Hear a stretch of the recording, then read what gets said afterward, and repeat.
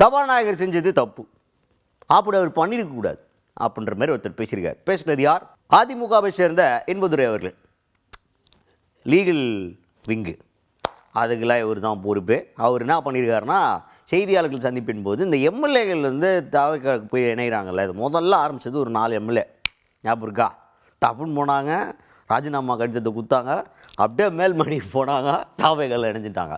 Process ரொம்ப ஃபாஸ்ட்டாக இருந்துச்சு. அப்போ தான் புரிஞ்சிச்சு, ஆஹா தாவைகளில் இணைறது ஈஸியாக இருக்கே, ஒரே பில்டிங் தான் அப்படின்ற மாதிரி எல்லாருமே இப்போ வந்து அதை ஒரு ட்ரெண்டாக ஃபாலோ பண்ணிட்டுருக்கிறாங்க.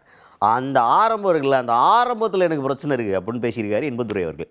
என்னென்னா, ஒரு இன்ஃபார்மலாக சஸ்பீஷியஸாக கொடுக்கப்பட்ட ரெசிக்னேஷனை ரொம்ப சுலபமாக சபாநாயகர் ஏற்றுக்கொண்டார். அப்படி ஏற்றுக்கிட்டது வந்து தவறு அப்படின்னு சொல்லிட்டு ஒரு குற்றச்சாட்டை பதிவு பண்ணியிருக்காரு ஐயா இன்பதுரை அவர்கள். தமிழ்நாட்டில் தற்போது நடைபெற்று வருகிற அரசியல் சூழ்நிலையில் தவக அரசு தனக்கான ஆதரவு தளத்தை செயற்கையாக உயர்த்துவதற்காக குதிரை பேரத்தில் ஈடுபட்டுள்ளது. இது ஆரம்பத்திலேருந்து நாங்கள் சொல்லிட்டு வரோம்.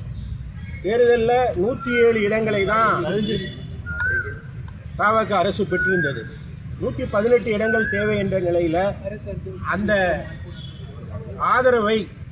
தனக்கான ஆதரவை அதிகமாக பெறுவதற்காக குதிரை பேரத்தில் ஈடுபட்டார். முதலமைச்சரே அதிமுகவுடைய சில எம்எல்ஏக்கள் தங்கியிருந்த இடத்திற்கு நேரடியாக சென்று குதிரை பேரத்தில் ஈடுபட்டார். எல்லாரும் பார்த்தோம். அதற்கு அவர் சென்று வந்த பின்பு அதிமுகவுடைய கொறடாவுடைய உத்தரவுக்கு மீறி ஒரு 25 பேர் வாக்களித்தாங்க. அதில் 21 பேர் தன்னுடைய நிலைக்கு வருந்தி மன்னிப்பு கடிதம் கொடுத்தாங்க.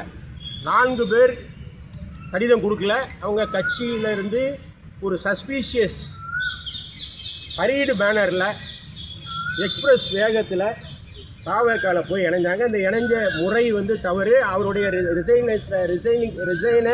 அவருடைய ராஜினாமாவை சபாநாயகர் ஏற்ற விதம் தவறு.